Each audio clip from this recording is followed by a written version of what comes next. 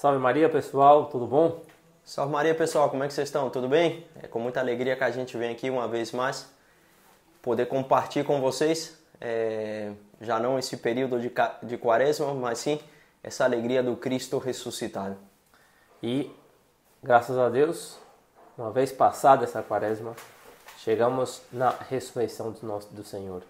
E nesse dia especialíssimo, depois de ter vivido uma oitava de Páscoa, quer dizer, 8 dias comemorando a ressurreição do Senhor, chegamos ao domingo que São João Paulo II denominou Domingo da Misericórdia. E queremos, através desse vídeo, ajudar a vocês a encontrar, por assim dizer, um centro, ajudar a vocês a ver um centro na vida. Centro que, se nós não temos claro, nossa vida será um pouco para lá e para cá. É isso, pessoal. A igreja nos brinda esse lindo texto de São João, capítulo 20, do versículo do 19 ao 30, ou 30 e poucos. E o texto praticamente se divide em duas partes.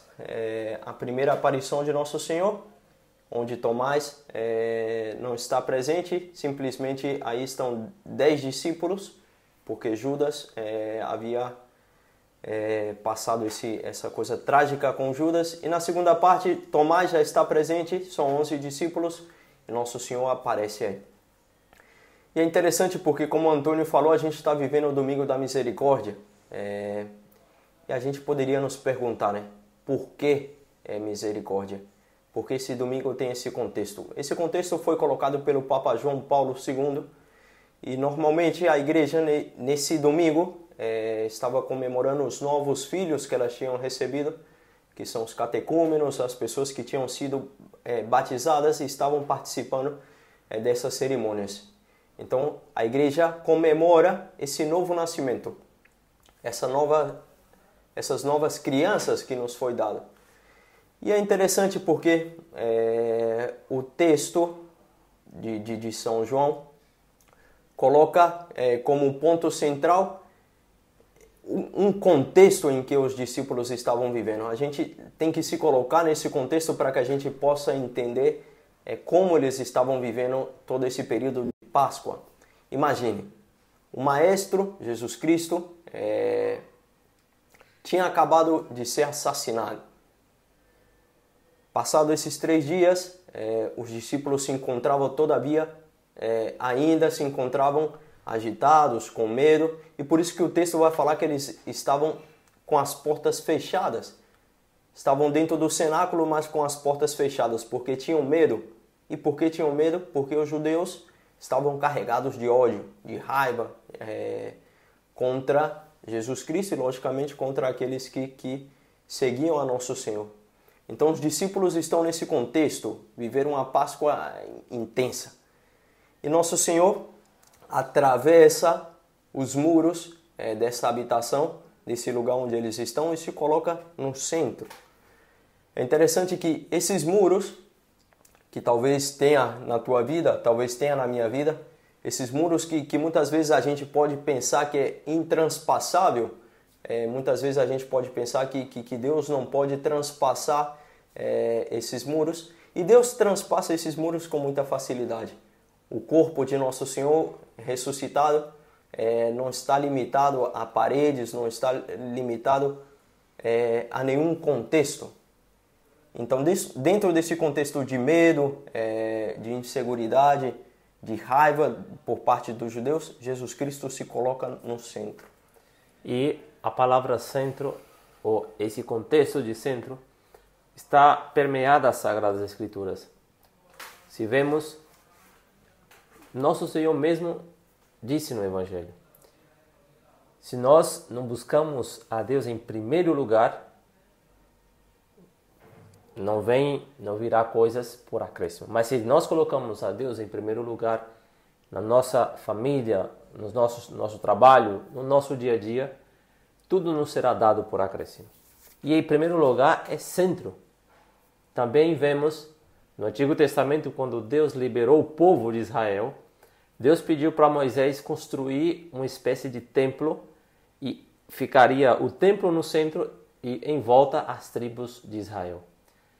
Também vemos que na própria criação do Gênesis, quando vemos, Deus criou um jardim e no centro do jardim estava o chamado Éden, Jardim do Éden. E aí no centro mesmo também tinha a árvore do conhecimento do bem e do mal. Então nós vemos que em todas as Sagradas Escrituras tem esse aspecto de centro. E sempre vimos que, ou seja, aqueles que têm um contato com as Sagradas Escrituras vai ver que o povo elegido por Deus, o povo de Israel, quando saía para as batalhas, se eles colocavam no centro, ou seja, quem era o comandante deles era Deus, ganhava as batalhas. Um exemplo claro é uma batalha que o povo combatendo e Moisés estava aí como, por assim dizer não, intercessor ante Deus com as mãos erguidas. Quando ele baixava a mão, o exército perdia. E vemos vários aspectos onde quando um tira esse Deus do centro, as coisas se vai muito mal. E nós, obviamente, podemos ver em nossa vida. Será que essa paz que nosso Senhor diz, porque do lado do grego quando Jesus se apresenta, ele fala Shalom. Shalom não é somente paz, mas sim é uma paz em plenitude. Mais do que paz, se sentir bem, é uma paz duradeira. É, como diz Santo Agostinho, é a tranquilidade na nossa vida, uma ordem tranquila. E assim nós vemos por que Jesus vem. E quando ele vem, se coloca no centro, o primeiro que ele deseja é paz. E esta é a paz que não só ele quis e quer para aqueles discípulos que teve naquele cenáculo, mas também para cada um de nós. Mas essa é a questão. Ele, nosso Senhor, está no centro ou onde está em nossas vidas? É isso, pessoal. Essa paz que para os antigos era uma plenitude que estava representado por esse descanso que Deus tinha convidado Adão para que entrasse. Na nossa vida pode vir em vários aspectos. Logicamente que o homem é um conjunto de várias coisas. O homem está composto de corpo e de alma. Então essa paz, esse shalom, esse pax tecum que a gente deseja na missa, esse desejo pleno. Que você tenha paz, que você tenha saúde, que você tenha abundância, que você esteja rodeado de bem-estar. Mas o coração dessa paz nasce do altar. O coração dessa paz nasce da nossa orientação e da centralidade de Deus na nossa vida. Essa paz nasce e essa paz flui do altar de nosso Senhor. Então, o fato de que Jesus Cristo se coloque no centro dessa situação que ele estava vivendo, que talvez é uma situação que você também está vivendo nesse momento.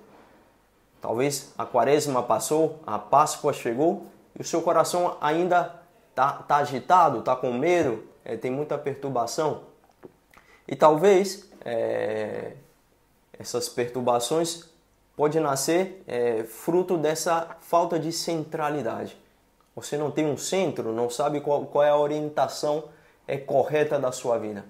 Então, e por isso que esse texto é muito esperançador, porque os discípulos também passaram por essa situação. Os discípulos também passaram por toda essa quaresma, esse período de tribulação, esse período de ascese. Ao ver o seu maestro sendo crucificado, eles se encontram nessa situação. E Jesus Cristo se colocando no centro, o texto vai falar na primeira parte que os discípulos se alegraram ao ver Nosso Senhor. E a primeira coisa que Jesus Cristo mostra para eles são as suas feridas. E é interessante porque a gente poderia perguntar por que Nosso Senhor tem esse interesse em mostrar as suas feridas. Primeiro, para que a gente relacione, seria muito fácil que a gente se esquecesse de Nosso Senhor crucificado vendo ele agora ressuscitado, vendo ele agora nessa glória, seria muito fácil que a gente esquecesse desse Cristo que esteve na cruz. E por isso Jesus Cristo carrega as marcas da vitória. Por isso Jesus Cristo carrega as marcas que o amor que ele teve pelos homens deixou marcado no seu corpo. Essas vestimentas sacerdotais, que é o próprio Cristo, o próprio corpo de Nosso Senhor, agora tem essas marcas. E de aí nasce o Domingo da Misericórdia, porque Nosso Senhor aponta para o seu costado. E o seu peito, o seu corpo foi aberto. E desse corpo aberto, desse lugar aberto no corpo de Nosso Senhor, esse lugar que é uma porta, agora o homem pode encontrar um lugar para aceder. Porque o texto joga constantemente com essas imagens. Fala que os discípulos estavam com as portas fechadas, e 2 vezes vão falar isso. Então Jesus Cristo se coloca dentro desse contexto de portas fechadas e mostra agora uma porta que está aberta.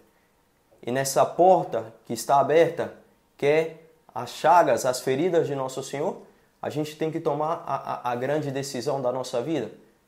Eu vou querer entrar aí? Eu vou querer também assimilar as minhas feridas com as feridas de Nosso Senhor?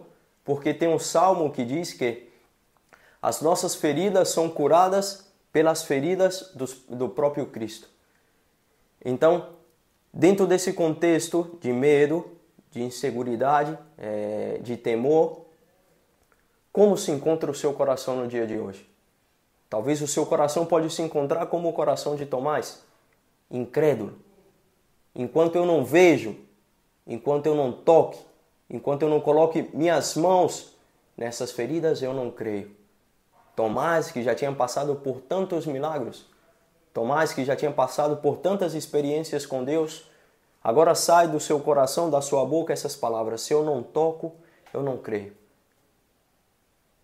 Essa espiritualidade infantil que muitas vezes a gente tem na nossa vida, esse desejo de sentir, esse desejo de tocar, esse desejo de comprovar de uma forma humana, ver a realidade desde uma perspectiva humana e não ver que por detrás disso tem um plano de Deus. A gente deveria perguntar: por que Tomás não esteve aí nesse primeiro momento? Por que Tomás não participou dessa alegria de ver ao Senhor? E a resposta é: Deus quis privar. Santo Ignácio de Loyola vai falar que na vida do homem existe 2 contextos, um contexto de consolação e um contexto de desolação. Consolação é quando Deus, por meios sensíveis, Deus manifesta o seu amor. Por meio de milagres, por meio de pessoas que vêm nos falar, por meio de situações onde o nosso coração se enche dessa alegria. E a desolação é quando Deus tira esses sinais sensíveis. E é isso que está passando na vida de Tomás. Deus não permitiu que Tomás participasse desses sinais sensíveis. Deus não permitiu que ele contemplasse esse signo. E por que Deus fez isso? Porque Deus queria revelar o que estava dentro do coração de Tomás. E Tomás, ao não participar dessa alegria espiritual que Jesus Cristo tinha trazido para os outros discípulos, Tomás revela o que tem dentro do seu coração: incredulidade, falta de fé. E por isso Tomás quer um signo concreto. E que não está mal que Tomás queira tocar, entrar nesse jardim, entrar nesse templo sagrado que é o corpo de Nosso Senhor. O que está mal é que Tomás queira entrar nesse templo desde uma perspectiva de falta de fé.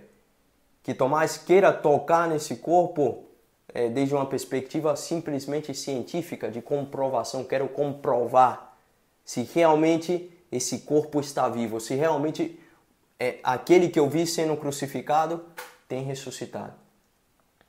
Então, essa desolação é o que pode passar muitas vezes na nossa vida. E é o que passa hoje.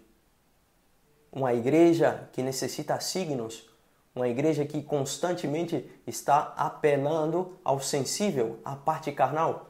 E muitas vezes coloca todo o aspecto da fé, toda a doutrina, tudo aquilo que a igreja nos ensina de lado. Não dá importância para isso. Eu quero ver, eu quero sentir.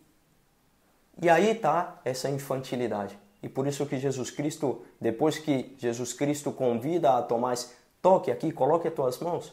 Jesus Cristo vai falar para Tomás, seja um homem de fé, porque viste e creste. Então esse convite a ser um homem de fé, a amadurecer na nossa fé, é o que Jesus Cristo nos convida hoje. E para ir terminando esse vídeo, com toda essa meditação tão sublime que Franciel nos deu, possamos nós nos encontrar na pessoa de Tomás, mas na pessoa do ser humano, ao receber um Deus que se faz homem. Porque Jesus, quando nos oferece e mostra essas chagas, e oferece algo, ou seja, dá àqueles discípulos o poder de perdoar pecados, o que ele está dizendo é, fazei o que eu fiz. Unir o coração do Pai, por isso que significa misericórdia, unir o coração com a miséria. Ou seja, miser é miséria, cordis, coração. Deus que uniu o coração, a bondade, na miséria que é o pecado do ser humano, não para que a parte divina se tornasse somente humana, quer dizer, pecado, mas sim, essa parte divina fez com que a parte humana má, que é o pecado, se apagara por meio da santa confissão que brota justo desse jardim, dessa chaga de Cristo. E nós somos chamados como Santo Tomás, hoje Santo Tomás, dizer, Senhor, eu creio, mas aumenta a minha fé. Senhor, veja minhas misérias e ajuda-me a acreditar melhor.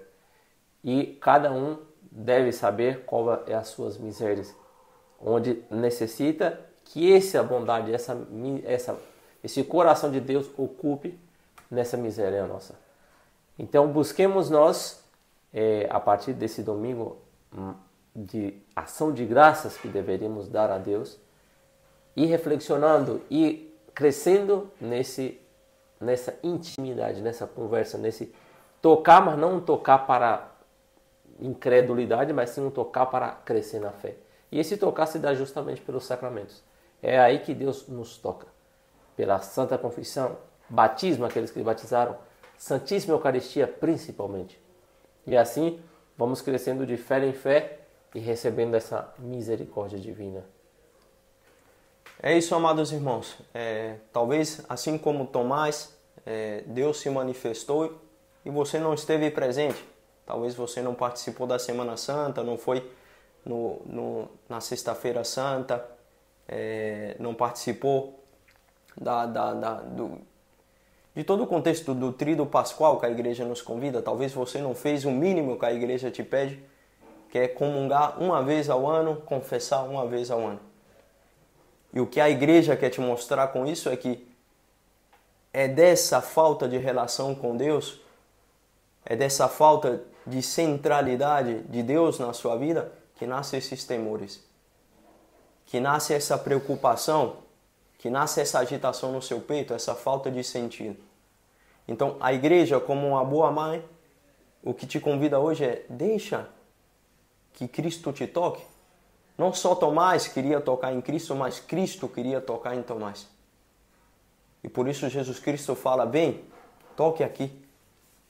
Jesus Cristo quer nos tocar, e o modo com que Jesus Cristo nos toca é, como o Antônio falou, pelos sacramentos, é pela fé. É por meio dessa mensagem que Tomás não acreditou, que a igreja quer que a gente acredite. Os discípulos tinham falado para Tomás, a gente viu o Senhor. Então, esse desejo de Tomás de querer ver a Deus, aí é onde está o problema. Porque se eu estou querendo ver a Deus, já está demonstrando que tem um problema nos meus olhos.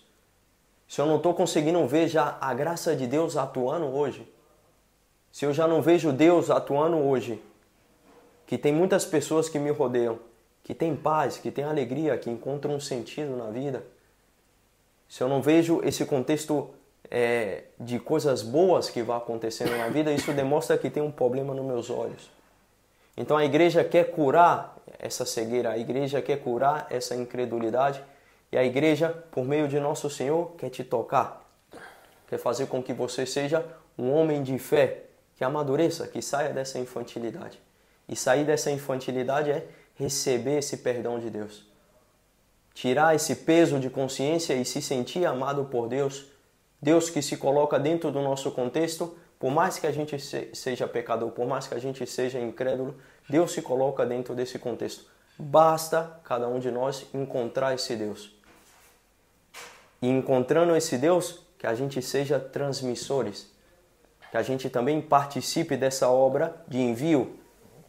Que a gente possa levar essa alegria pascual, que a gente possa levar essa alegria de alguém que contemplou, que viu a nosso Senhor, para outras pessoas que estão em contextos de tristeza, contextos de falta de esperança.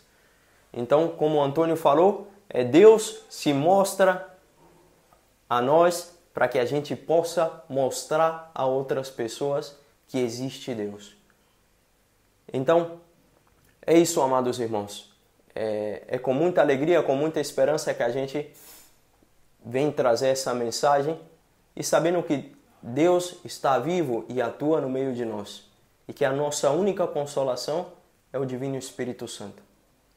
E assim ficamos por hoje, desejando a vocês que possamos nós ainda viver esse tempo de Páscoa, que será até Pentecostes, com essa alegria desse Cristo ressuscitado que quer renascer em nossos corações.